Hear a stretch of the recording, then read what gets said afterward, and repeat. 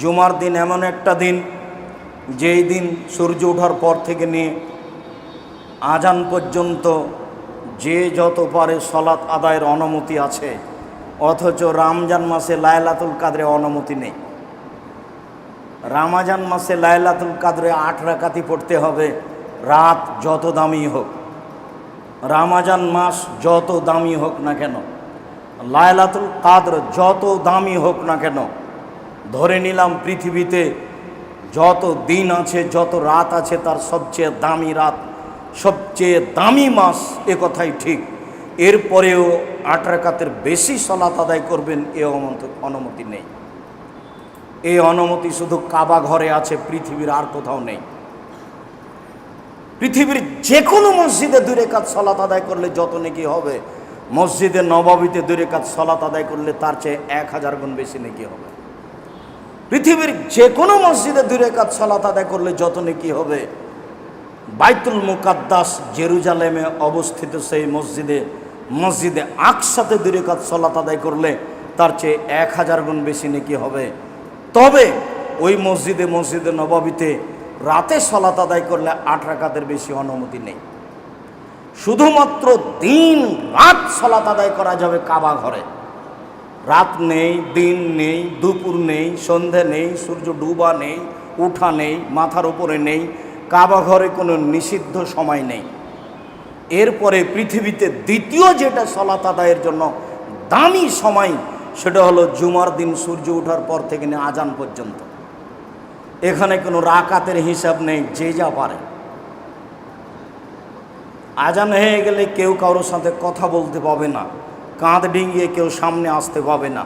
মুহাম্মদ সাল্লাল্লাহু আলাইহি সাল্লাম বলেন, জুমার দিন সকালে সকালে নিজে গোসল করলো, পরিবারকে করালো, পায়ে হেঁটে মসজিদে আসলো, কাঁধ ডিঙিয়ে সামনে আসলো না, যতদূর সম্ভব, যত রাকাত সম্ভব সালাত আদায় করলো, ইমামের খুতবা শুনলো, তারপরে সালাত আদায় করে বাড়ি চলে গেল, তাহলে তার প্রত্যেক পদক্ষেপ সমান।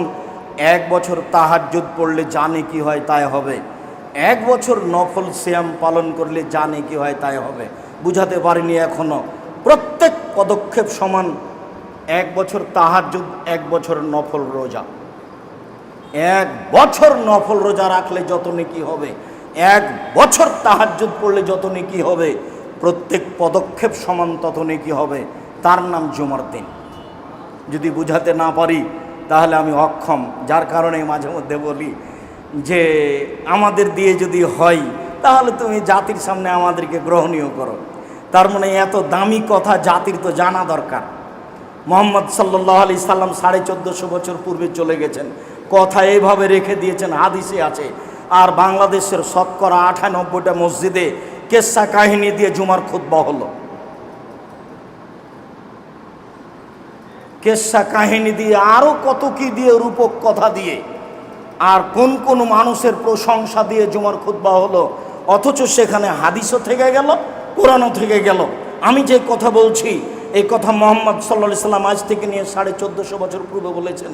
এই কথার ভিতরে সরিষা ঢোকার মতো অন্তত মানুষের ক্ষমতা নেই। কিয়ামত পর্যন্ত যা বলছি এভাবেই থেকে যাবে। 1 বছর নফল সালাত আদায় করলে জানে কি হবে, তাহাজ্জুদ পড়লে 1 বছর নফল রোজা আদায় করলে জানে কি হবে, প্রত্যেক পদক্ষেপ সমান তাই নাকি হবে। এই কথা মুহাম্মদ সাল্লাল্লাহু আলাইহি সাল্লাম বলেন, আমি বলিনি। এ কথা পৃথিবীর কোনো পীর বলেননি, এ কথা পৃথিবীর কোনো ইমাম বলেননি, এই কথা পৃথিবীর কোনো সাহাবী বলেননি, এ কথা উমরের নয়, এই কথা আবু বকর সিদ্দিক রাদিয়াল্লাহু তাআলা আনহুর নয়, এই কথা স্বয়ং মুহাম্মদ সাল্লাল্লাহু আলাইহি সাল্লামের। তার নাম জুমার দিন। এই কথা বলে আপনাকে বলতে চেয়েছি, জুমার দিনের দাম দিতে শিখতে হবে। আগে সামনে আসলে আগে আসতে হবে, পরে এসে সামনে আসার চেষ্টা করবেন না ভুল হিসাব। আর একজনকে কষ্ট দেওয়ার চেষ্টা করবেন না। যে যেখানে আছেন ভদ্রতা বজায় রেখে আমাকে দেখতে পান আর না পান, কান লাগিয়ে কথা শুনবেন। প্রত্যেকটা কথার কোটি টাকা মূল্য, এমন হিসাব করে আপনাকে দাঁড়িয়ে থাকতে হবে। আমি আপনার দিনী ভাই, শতদিন বলেছি বাংলাদেশের মাটিতে, বিভিন্ন দেশের মাটিতে 90 সাল থেকে এখন পর্যন্ত আমি কোনো অপ্রয়োজনীয় বাক্য বলিনি। 90 সাল থেকে এখন পর্যন্ত আমি কোনোদিন কোনো দল মাঝহাবকে লক্ষ্য করে কথা বলিনি। 90 সাল থেকে নিয়ে এখন পর্যন্ত আমি কোনোদিন ব্যক্তিকে সামনে রেখে কথা বলিনি।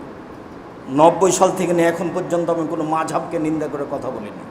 সারা জীবন আপনার সাথে চ্যালেঞ্জ থাকলো, আমার বক্তব্য তদন্ত চালিয়ে দেখেন।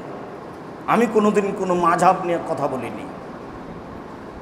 আমি যখন যে এলাকাতে গেছি তখন কিছু লোক মনে করেছে আজ না জানি কি হয়, তাই নানানভাবে প্রোগ্রাম বন্ধ করার, কষ্ট দেওয়ার চেষ্টা করেছে। আমি চলে গেল, আমার বক্তব্য আছে জাতির সামনে, বিবেচনা করার জন্য আজীবন মানুষের সময় থাকলো। ফাঁকি দিনে বলে আমার দাবি, আমার জীবনে আমি কোনোদিন কোনো মানুষকে ফাঁকি দিয়ে নিজের সুবিধার জন্য একটা বাক্য বলেছি তা আমার মনে বলে না। কোনোদিন মানুষের কাছে আমি পথ খরচ পাথেও চাইনি। কোনোদিন আমি কোনো মানুষকে হিসাব করে বক্তব্য শক্ত হলে কি যে বলবে এরকম হিসাব করে কোনোদিন কোনো বাক্য বলিনি। সম্মানিত দিনী ভাই বোন, মানুষের জীবনে হালাল রুজির অতীব প্রয়োজন। আল্লাহ তাআলা পৃথিবীর সব মানুষকে বলেন হালাল রুজির কথা। আল্লাহ তাআলা পৃথিবীর সব মুমিন পুরুষ নারীকে বলেন হালাল রুজির কথা। এবার আল্লাহ তাআলা নবী রাসূলকে বলছেন হালাল রুজির কথা। ইয়া আইয়ুহার রাসূল কুলু মিনাত তাইয়্যিবাত আমালু সালেহা, হে নবী রাসূলগণ আপনারা হালাল রুজি খান আর সৎ আমল করেন। এটা নবী রাসূলকে আদেশ করেন আল্লাহ যে আপনারা হালাল রুজি খান আর সৎ আমল করুন। নবী রাসূলকে আদেশ করছে, তার মানে নবী রাসূলকে হালাল রুজি খেতে হবে, নইলে সব হারাবে, নবীরও হারাবে।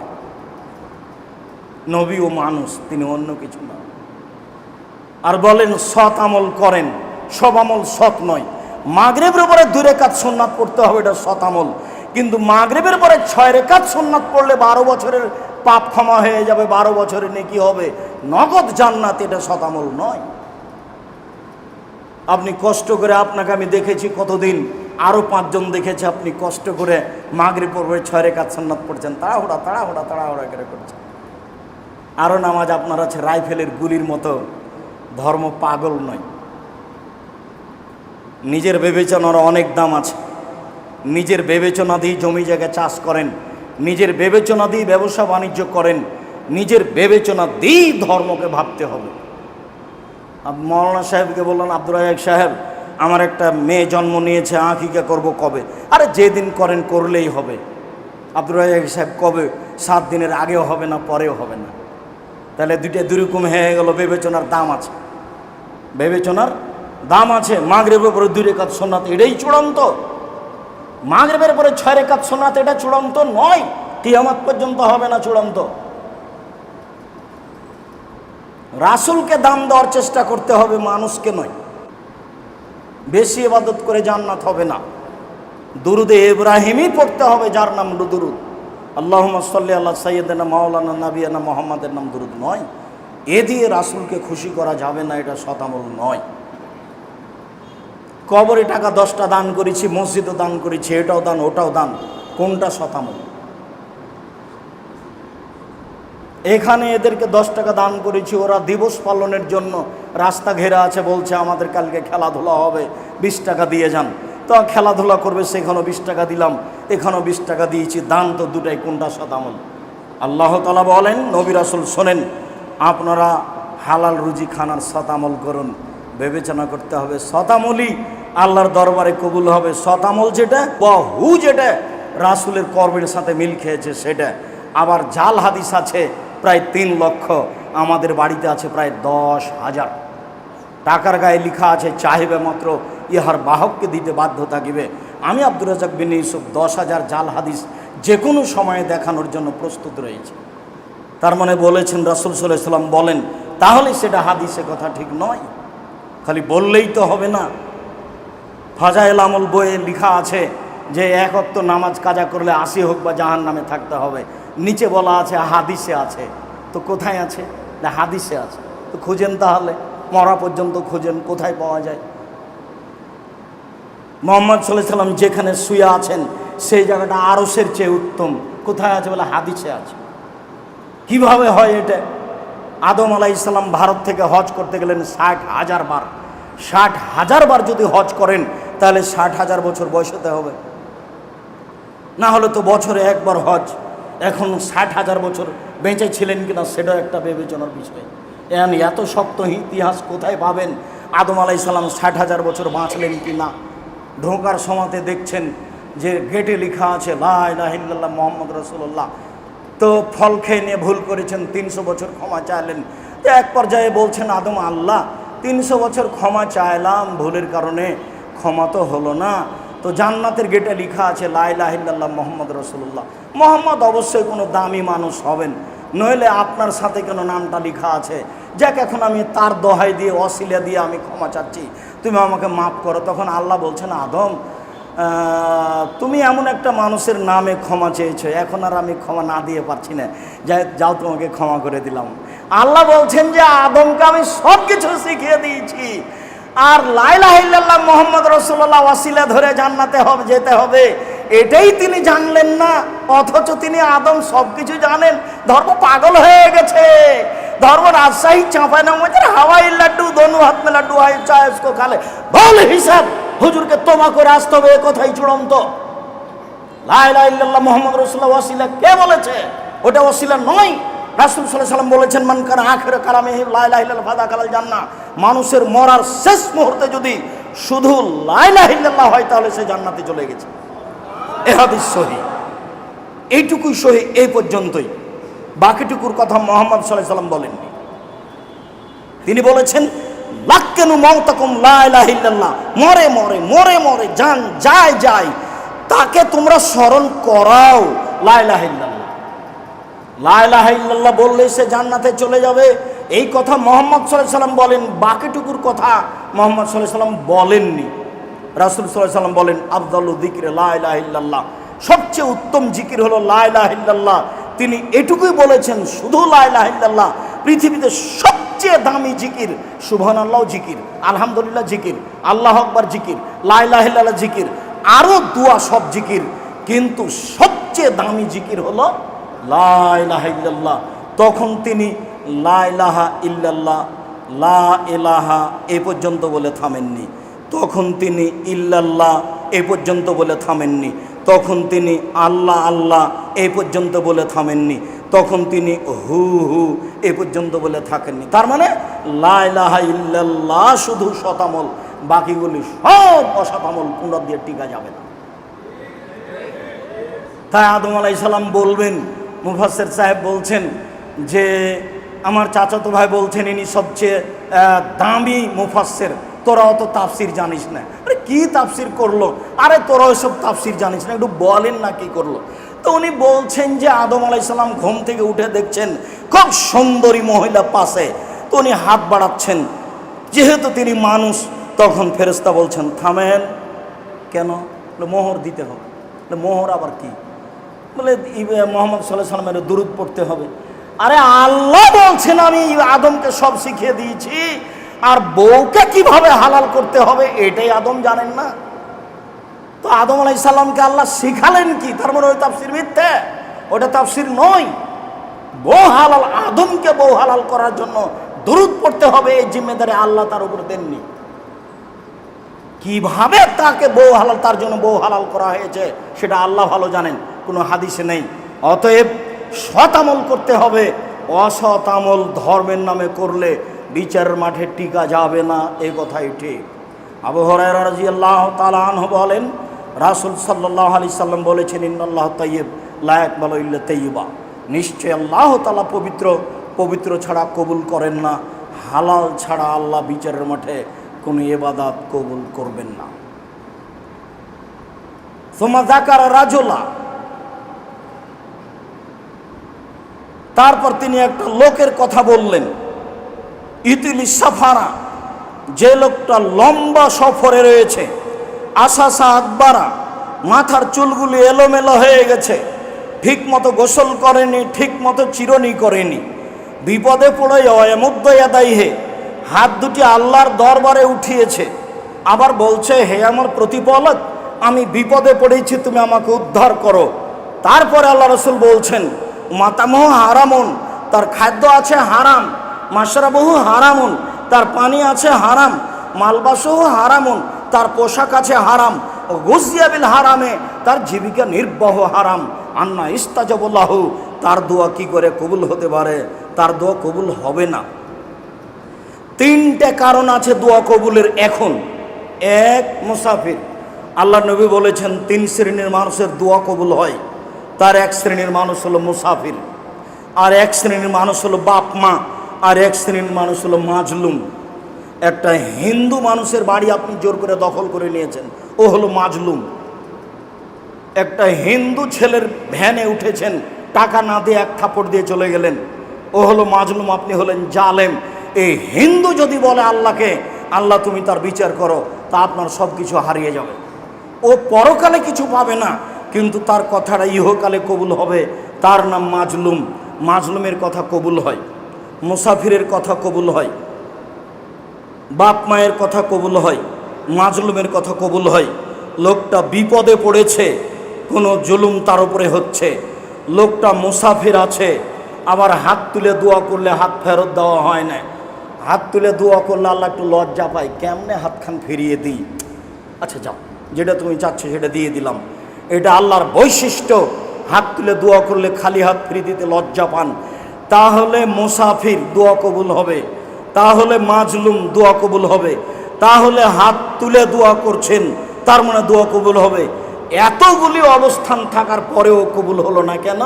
পানি হারাম ছিল, খাদ্য হারাম ছিল, পোশাক হারাম ছিল, জীবিকা নির্বাহ হারাম ছিল, দোয়া কবুল হলো না, যদিও বিপদে আছে। সম্মানিত দিনী ভাই বোন, বলছিলাম এবাদতের জগতে সবচেয়ে গুরুত্বপূর্ণ কাজ হলো হালাল রুজি। সলাৎ সবচেয়ে দামি এবাদত, মানে গুরুত্বপূর্ণ এবাদত, এটা আমি বুঝলাম, কিন্তু সলাৎ নির্ভর করে হালাল রুজির ওপরে। তাই তো বোঝা গেল শেষ পর্যন্ত তো কিছুই হলো না, থেকে গেল একটু কথা, হাত তুলে দোয়া। হাত তুলে দোয়া কবুল হয়, এই কথাই ঠিক। চন্দ্রগ্রহণে হাত তুলে দোয়া করতে হয়, সূর্যগ্রহণে হাত তুলে দোয়া করতে হয়, বিপদে পড়ে হাত তুলে দোয়া করতে হয়, ছেলে মেয়ের জন্য হাত তুলে দোয়া করতে হয়, কবরস্থানে গিয়ে হাত তুলে দোয়া করতে হয়, কাবাঘর দেখে হাত তুলে দোয়া করতে হয়, সাফা পাহাড়ে উঠে হাত তুলে দোয়া করতে হয়, মারোয়া পাহাড়ে উঠে হাত তুলে দোয়া করতে হয়। পরের 2 দিন পাথর মারার পরে প্রথম 2টি পিলারের পাশে আপনার জামরাতে হাত তুলে দোয়া করতে হয়। হাত তুলে দোয়া করলে আল্লাহ খালি হাত ফিরিয়ে দেন না, এই কথাই ঠিক। তবে সলাতের পরে, বক্তব্যের পরে, জানাজার পরে, সভা সমিতির পরে, ঈদের মাঠে, বিবাহের বৈঠক শেষে, এইসব জায়গাতে হাত তুলে দোয়া করলে রাসূলকে অপমান করা হয়, এ কথাও ঠিক। হাত তুলে আপনি দোয়া করেন। একটা বই পাওয়া যায় আব্দুর রাজ্জাক বিন ইউসুফের, বইটার নাম হচ্ছে আইনে রাসূল সাল্লাল্লাহু আলাইহি ওয়াসাল্লাম দোয়া অধ্যায়। জানি না আপনি কিনেছেন কি না, আমার জানা নাই। তবে যদি না কিনে থাকেন তাহলে জীবনের একটা বড় ভুলের মধ্যে এটা একটা ভুল। আমি কত শ্রম দিয়েছি এটা আপনাকে আমি বুঝাতে চাচ্ছি না, তবে আমি চেষ্টা করেছি কত শহীদ হাদিস আছে হাত তুলে দোয়া করার, সেটা জমা করার চেষ্টা করেছি। কত জয়ীফ হাদিস আছে হাত তুলে দোয়া করার, সেটা জমা করার চেষ্টা করেছি। কতটা স্থানে আল্লাহর নবী হাত তুলে দোয়া করেছেন, সেই জায়গাগুলো উল্লেখ করার চেষ্টা করেছি। আর আপনার কাছে 100 টাকাই ভারী হলো, এত শ্রম আপনার কাছে মূল্যায়নকর হলো না? ভুল হিসাব নিজে নিয়ে গেলে ছেলে পড়তে পারে, মেয়ে পড়তে পারে, বৌমা পড়তে পারে, আত্মীয় স্বজন পড়তে পারে। আর আমার জীবনের সবচেয়ে গুরুত্বপূর্ণ কাজ হচ্ছে মাসিকা লিতেশাম পত্রিকা, জামিয়া সালাফের মুখপাত্র পত্রিকা, মাসিকা লিতেশাম পত্রিকা, যাতে 50টা প্রশ্নের উত্তর আছে। দুয়ার বইটি কিনলে আমার ব্যক্তিগত উপকার হবে, আর মাসিকা লিতেশাম পত্রিকা ক্রয় করলে জাতির উপকার হবে। কোনোদিন পৃথিবীর কোনো বাঙালি যেন মাসিকা লিতেশাম পত্রিকাকে দুর্বল দৃষ্টিতে না দেখে, এর জন্য আমি বলে যাচ্ছি জব আমাকে দিতে হবে না, দিলে আপনাকে দিতে হবে। আমি 50টা প্রশ্ন উত্তর দেওয়ার চেষ্টা করেছি। 10 জন মুফতির মাধ্যমে সবাইকে বেতন দেওয়া হয়। যারা কর্মচারী তাদের বেতন দেওয়া হয়, যারা মুফতি তাদের বেতন দেওয়া হয়। আমি খাকসার সাধারণ মানুষ আপনাদের সাথে আছি। আমি নিজে ইবাদত করে বিচারের মাঠে টিকতে পারবো এটা আমার মনে বলে না। যদি আপনাদের পক্ষ থেকে কোনো দোয়া থাকে, যদি আপনাদের পক্ষ থেকে আল্লাহর কাছে কোনো কথা কবুল হয়ে যায়, তাহলে হয়তো সফল হতে পারবো কি না তা আমি বলতে পারছি না। জাতির সামনে আমি ধর্মের নামে কোনোদিন ফাঁকি দিইনি, তবে জাতি যতটুকু মূল্যায়ন করেছে, আমার না চাইতে টাকা দিয়েছে, সেই টাকার জবাব যদি আমাকে বিচারের মাঠে দিতে হয় তাহলে কি হবে তা আমি বলতে পারছি না। তবে আমি জাতির কাছে কোনোদিন পয়সা চাইনি। জাতিকে বলেছি জামিয়া সালাফিয়া আপনাদের জন্য থাকছে সম্পদ। আমার মনে বড় স্বাদ, এদেশের মাটিতে আমি উন্নত মানের প্রতিষ্ঠান গড়বই গড়ব ইনশাআল্লাহ, যেখানে বাংলা, ইংরেজি, আরবি উন্নত মানের শিক্ষা ছেলেমেয়েরা করবে এবং জাতির অন্যায়ের বিরুদ্ধে লড়বে মুখে কলমে মিডিয়ায়। এই অপেক্ষায় আমি আছি। সেটাই জামিয়া সালাফিয়া। সবাকেই সম্ভব হলে অর্থ দিয়ে, না হলে দোয়া দিয়ে, না হলে মুখে একটু বলে যে আল্লাহ তুমি জামিয়া সালাফিয়াকে কবুল করো, এইটুকু অংশগ্রহণ করার জন্য পৃথিবীর বাঙালির কাছে আমি অনুরোধ জানিয়েছি। যারা যেখানে আছে, জামিয়া সালাফের মুখপাত্র পত্রিকা মাসিক আল ইতেসাম পত্রিকা, আজকেও যাওয়ার সময়তে তাকে মূল্যায়ন করার চেষ্টা করতে হবে। দাম 10 টাকা হোক আর 20 টাকা হোক, যেটাই হোক না কেন। সম্মানিত দিনী ভাই বোন, বলছিলাম রাসূল সাল্লাল্লাহু আলাইহি ওয়াসাল্লাম বলেন আল হালালু বাইয়িন, হালাল হচ্ছে স্পষ্ট, আল হারামু বাইয়িন, হারাম হচ্ছে স্পষ্ট, ও বাইনাহুমা মুস্তাবিহাতুন, এই দুইটার মধ্যে একটা সন্দেহযুক্ত খাদ্য রয়েছে, সন্দেহযুক্ত ব্যবসা রয়েছে, সন্দেহযুক্ত চাকরি রয়েছে, সন্দেহযুক্ত উপার্জন রয়েছে। বুঝতে পারিনি এটা ঠিক না বেঠিক। পরের বাক্যে রাসূল সাল্লাল্লাহু আলাইহি সাল্লাম বলেন ফামান ইত্তাকা মিনা শুবহাত, সন্দেহ থেকে যদি মানুষ বেঁচে যায়, ইস্তাবরালি দীনহি ওয়া ইরজিহি, সে তার উপার্জনকে, তার সম্মানকে, তার দিনকে ঠিক করে নিল। সন্দেহের মধ্যে যাব না, তাহলে সে তার দিনকে ঠিক করে নিল, সে জান্নাতে যাবে। ওমান আকাফি শুবহাতে আকাফিল হারামে, যে সন্দেহের মধ্যে পড়লো সে হারামের মধ্যে পড়লো। চূড়ান্ত সিদ্ধান্ত নেই যার, সেটা চূড়ান্ত হারাম। চূড়ান্ত সিদ্ধান্ত নেই যার, সেটা চূড়ান্ত হারাম। যে চাকরির চূড়ান্ত সিদ্ধান্ত নেই সেটা চূড়ান্ত হারাম। যে ব্যবসার চূড়ান্ত সিদ্ধান্ত নেই সেটা চূড়ান্ত হারাম। যেই জমি জায়গার চূড়ান্ত সিদ্ধান্ত নেই সেই জমি জায়গা ভোগ করা চূড়ান্ত হারাম। দলিল খুঁজে পায় না, তবে আমার বাপ দাদা ভোগ করে আসছে, ছেড়ে দিতে হবে ওই জমি, মরলেই সব কিছু বন্ধ। ছেলেমেয়ের সুবিধার জন্য ওখানে যেতে হবে না। আমি কিন্তু আপনাকে রুজি কম করে উপার্জন করতে বলিনি, আমি সবসময় আপনাকে রুজি বেশি করে উপার্জন করতে বলি। আমি চকলেট বিক্রি করে খেতে বলেছি, এটা শেষ স্তরে। আমি মানুষের বাড়িতে দিন মজুর হিসাবে থাকতে বলেছি, এটা জমি জীবনের শেষ স্তরে।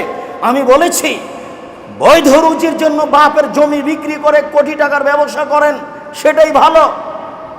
কলকাতাতে হিরোইন কিনে ঢাকায় বিক্রি করে একদিনে ধনী হতে হবে না। কোটি টাকা ব্যাংকে লোন নিয়ে বাড়ি গাড়ি করতে হবে না। শ্বাস বন্ধ হয়ে গেলে ফাঁসি হয়ে যাবে। ফাঁসি পৃথিবীর কোনো মানুষ রক্ষা করতে পারবে না, টাকা পয়সা দিয়ে কেউ রক্ষা করতে পারবে না। জিবরাইলের ক্ষমতা নেই আপনার ফাঁসি রক্ষা করার, তার নাম হারাম রুজি।